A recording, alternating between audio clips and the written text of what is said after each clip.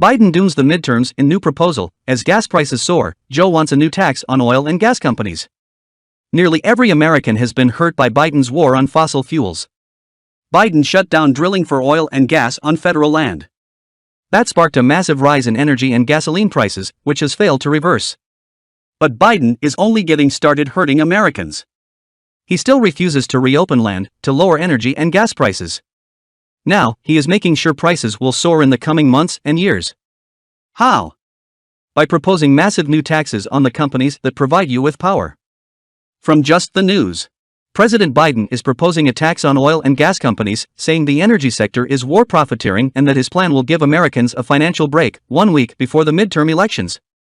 They're going to pay a higher tax on their excess profits and face other restrictions, said Biden.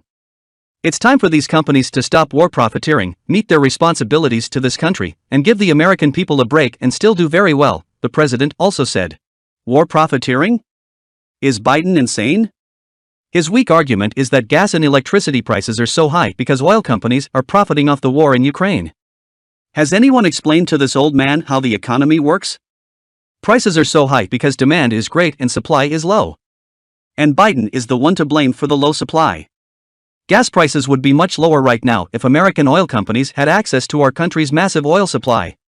But Biden's radical, left-wing administration is deliberately limiting oil supply, making prices go up. Also that Americans will be forced to go green and buy expensive electric cars they can't afford.